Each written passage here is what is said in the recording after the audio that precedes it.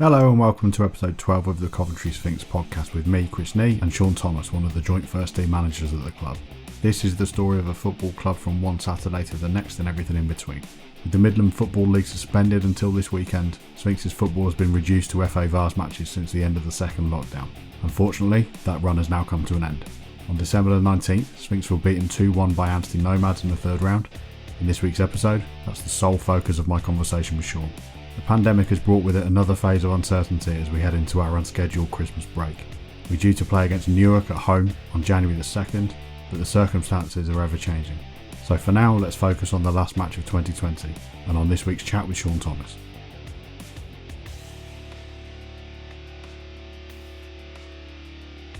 I'm sitting with joint manager Shaun Thomas after the FA Vase third round exit against Anstey Nomads. Obviously a disappointing result in the end, Shaun, but a decent run. Yeah, so the overriding feeling from today is frustration, but I'm sure once all the dust settles, we should be quite proud of the run. It's been exciting, good value for money, lots of ups and downs along the way, and the lads have been really good.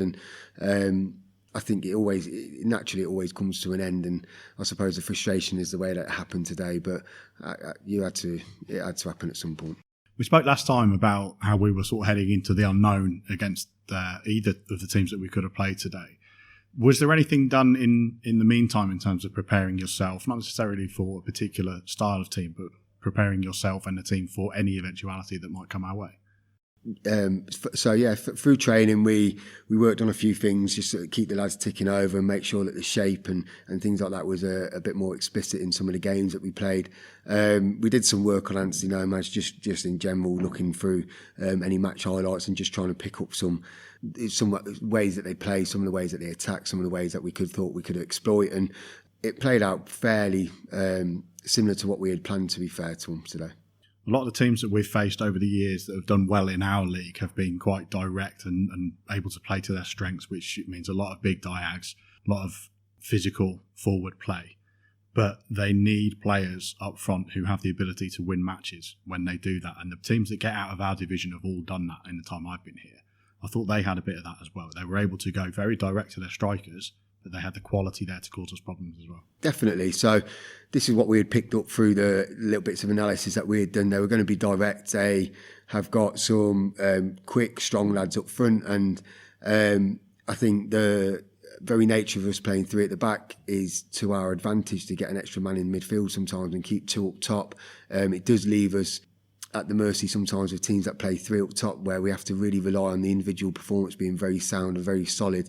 And I think our three were as good as what they could have been today, but they were playing against three good lads, and I was quietly impressed by them up front. I think it's probably to our credit that we didn't look obviously like we were under strength today. We were able to bring some players in who had a bit about them as well. But when you look down that team sheet, particularly when you get to the bench, we had big players missing today. Yep, and some were known through our discipline, so picking up bookings and then a couple more dropouts. So it's all ifs and buts, and the lads that have got the shirt, they are good enough players to have a shirt. So it's frustrating sometimes when you think about some of the key players that we're missing and how they could have impacted maybe on the general depth of the whole squad. But actually, that's football. And if we don't pick up some of the bookings that we pick up and some things that we can't change, like illness and work availability. So yeah, it makes you think about what could be, but actually on the day, there was different points in that game where I thought we could have been a little bit better, or things might have run our way a little bit more, and the end outcome could have been really different. Two outstanding names on the team sheet when you look at it at 2:30 when I finally got here today were Andre Edwards and Harry Wilson. So let's take those in that order. Andre, we've put ourselves in a position where we're able to call upon him, but he's gone off to play elsewhere this season, and his attitude when he left the club drove you and John to bring him in today when he was needed. Definitely. So I'm sure John won't mind me saying, but that happened at 12 o'clock today, where we had a different player available who pulled out through illness. So Andre had managed to get himself from over in Smethwick sort of way to here for 1:20 for 1:30. So it's a great credit to him, where he most probably could have been frustrated with the way that he moved on to get some games elsewhere, because he whenever he's played, he's done okay for us. But he reacted to that, and he's come over and he got his start, and it showed that we're at centre half when we were struggling. But he's a good lad to have around and call upon. And Harry's done really well in the youth team over the last couple of years. Scored some cracking goals and put in some excellent performances, and he's now been in the squad for the first time against Dudley Sports and come on today late to make his first team debut. So I imagine that means that he's been spotted by the first team coaching staff. Absolutely. So when we come up and watch the youth team games, there's always a purpose to it, and Harry really shone in a couple of the 3 or 4 games that we've watched over the last 2-3 months before lockdown happened. And he looks like a young man rather than a sort of like an under-18s player. So he's really direct and he's caught the eye, and so he come to Dudley and he most probably could have felt a little bit frustrated about not getting on. It wasn't a token gesture putting him on today, but we thought it was a good opportunity for him to make his debut, and it was very late on in the day, so he didn't have much chance to do a great deal. But yeah, he's an impressive young man. So started fairly even the game, I thought. They got in behind us very, very early. First minute, Tom had to claw one out of the top corner that was a bit of a ricochet off, I think, one of our own players. But we took the lead through a really good goal. Danny Fraser did well, lovely turn and run and cross for Ryan Harkin, who was coming at the back post. Quietly, Ryan's come in and scored 3 and 3 if you count the friendly. Yep, and we sort of highlighted some of where we thought we could exploit. So in between the centre halves, we didn't feel as if they picked up from crosses, from what we'd observed in the highlights that we had seen. So that's a very snapshot of what we thought we could exploit, and the cross was really good from Danny, and the attacking of the ball was good from Ryan, and he's took his chance and he's managed to put it through the legs of their keeper, who was a very good keeper. I thought he's got great pedigree. And so, yeah, I think it was about as good a start as what we could have wished for. In terms of degree of difficulty on that finish, there's not been many players at this club since I've been here that would put it away, and I would be so confident that he would do it. Very good finisher, and he knows where the net is, and it just comes natural to players like Ryan. And it's like you say, when it's coming over and you're thinking that's the person that one of about 3 that you want on the end of that. So he's took his chance and he has to hit the ball really true, and he did that. So it was a good finish. The game turned on an equaliser for them just before that. I don't know how the referee would explain this himself, but my interpretation of it was that we were going to be awarded a penalty, and I think he was giving that penalty, and he may disagree, but that's what I think he was doing. And then he saw that the ball had been adjudged to have gone over the goal line by the linesman. I can't tell from where I was whether it was over or not when Jamal Adams took it past a couple of players on the goal line. What was your interpretation of that whole situation and our response to that? I wouldn't come on here, Chris, and slate referees or linesmen or anything like that, because I don't think there's any value to it. From our angle, I would say that's a pretty good spot from the linesman to see that from 50 yards away. And if he was right in line with it, I don't know how he sees through the posts or anything like that. So the referee's within 12 yards and Jamal's cut the ball back and was travelling along close to the touchline, and lads took him out. So I'm not really sure how that developed, and I don't really get why the overrule was made, but it must have been a good spot. And if it did go out, you hold your hands up. But the most disappointing part of all that was obviously our reaction to not the penalty being given, then overturned, and then straight from that kick-off we concede and it's 1-1. And then we had this mad, crazy 2-3 minutes where should have had, or in my opinion, should have had a penalty, go to 1-1 and go to 2-1 down by losing the ball in the middle of the field. And it was just very chaotic, and that turns the game on its head. We had some good chances beforehand.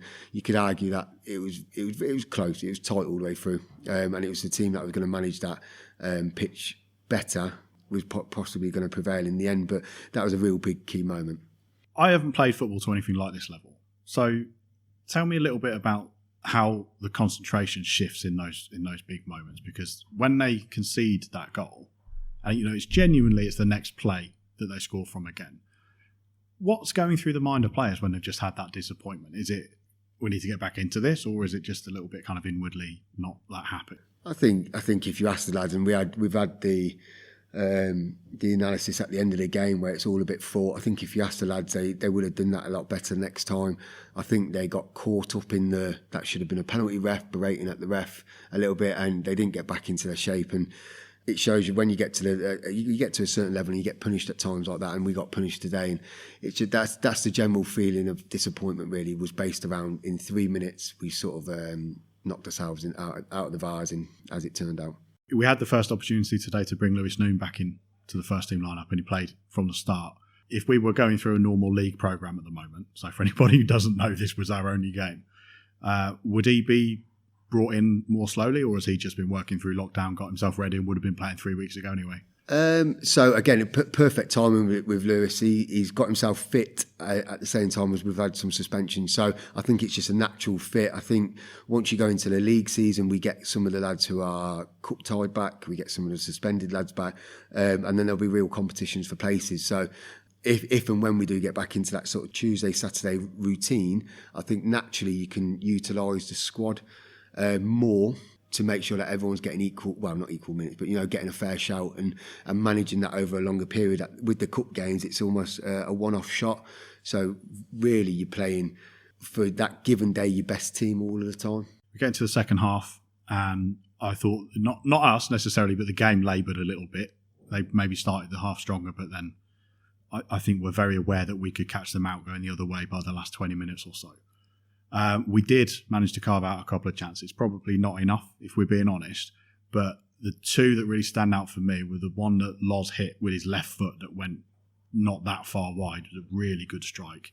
And the other one, and we've mentioned him already, their goalkeeper stood up nice and strong when Jamal Adams went through. And I thought Jamal did really well to get that shot away in the first place, but he came up against what's a very good goalkeeper in his way. Yeah, and when you look at that second half, I think we were in the ascendancy a lot of the half. They maintained their threat by keeping their lads up top, and it was always a bit of a foot race every time they cleared their lines. And so they maintained their threat by just leaving those lads up. But in general, we pushed all that second half. I think there's also the one that Loz hit, and the keeper got down very close to his right hand side, which was a pretty amazing save. So this is a guy who's played professional football and done a lot in his career, so you can see the qualities there. And yeah, I think we just needed a bit of luck. Loz has almost hit his one with the left foot too true, and it's just flew past the top corner. And Jamal's one, like you say, I think he's done everything right, and the keeper's just spread himself, and he's a big guy, and it's just hit him, and we haven't scored. In and around that, I think there was times when you sort of try and throw the kitchen sink at it, and you leave lads up, and sometimes that works in your favour, but today I don't think it didn't work in our favour. I think what ends up happening is people play in half positions, and there's that many of them around. It doesn't flow, and then sometimes you miss something with the build-up play because you're going a little bit more direct. So, but you've got to try and get a goal to try and take it to penalties, and that was my plan last 15-20. They were happy enough to eat up the ball that was coming at them direct. I think they did pretty well. We spoke last week about Dudley Sports not making the mistake that we needed them to make. I think it was probably similar today in that sometimes you'll misjudge a header and we'll be in.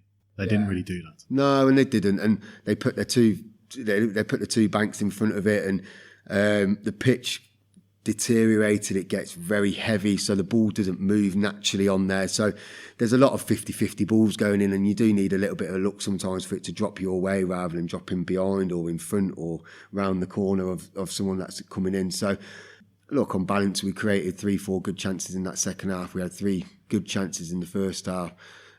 So it was a good game, and we just didn't get that little bit of luck that we needed. What do you tell the boys after a game like that? So we're not privy to that conversation, but are you generally positive about the effort? Do you have to take a couple of days to get over the fact that we've lost? No, we're not ranters and ravers. I said my piece about silly fouls in the last 15. I think there's a naivety there when the effort to win the ball is absolute. So the lads are working their backsides off to try and win the ball.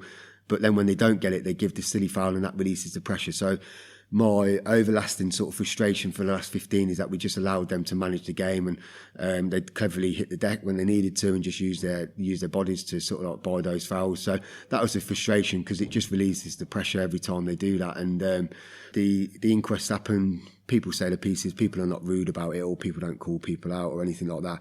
And then as I'm just sat waiting for this to get set up, I send the text just saying you should be proud of yourselves, because at the end of the day, we've got further than what we have done for 13 years. And there's a lot of young lads out there who are working their backsides off in difficult circumstances. So I am proud of them.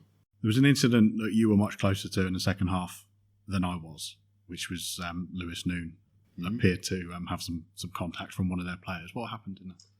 So Nooney's ended up with two stud marks down his hip onto his backside, and he's cleared the ball away, and he's sort of like he's cleared the ball and he's landed on the floor, and the lad's jumped over and landed onto his side, and it looks as if there's a bit of malice there. It's really difficult to say because it's right underneath our noses, and you can't always tell what the true intent of the other guy was, but it was rankling in my mind that the linesman's got a good view of it, didn't see it, which was frustrating because he had eagle eyesight the first half to spot something from 50 yards away. So that was my frustration. But overall, positive season in the Vase. In a very difficult season to achieve anything, frankly. We're playing this without any league football in between. Yeah. We've come, as you say, further than we have in more than a decade, and gone out in decent fashion. Yeah, as I said, really proud of the lads. It's not an easy situation to play your football in. You don't know if you're coming or going. You're not sure about availability of training and things like that. It's been a funny old year, and as we hopefully move into the new year with some more positive news, but you couldn't be proud of them, to be fair. And as I said, there's a lot of young lads in there who are some of them playing their first year of adult football, some of them playing their first year at Step 5 football. So. Really, once all the frustration about going out of them, you couldn't be better. You couldn't have a better group of lads up there. And once you've had some of those lads who are suspended and maybe not available today, it's a really strong position to be in. And when football returns, we'd hopefully be in a good position to have at least a good back end of the season. We really are now headed into the unknown. So we don't have a league fixture until the 2nd of January, and we don't know, honestly, nationally what's going to be happening. So, final question: what happens now for you and John? What do you talk to the players? You give them a bit of time to recharge? Good question. So we've left it there where the natural reaction is to say, let's go down into the bar and have a chat, and we couldn't do that. So I hope the lads go and have a good Christmas. It'll be the first Christmas for a few of them where they haven't got a Boxing Day game, and however Christmas looks for them, I hope they have a good one, and I suppose we'll have a catch up in between Boxing Day and New Year's Eve, because as it stands, we're preparing for Newark for January 2nd, which if anything like the last game is to go by, it's going to be a decent game up here.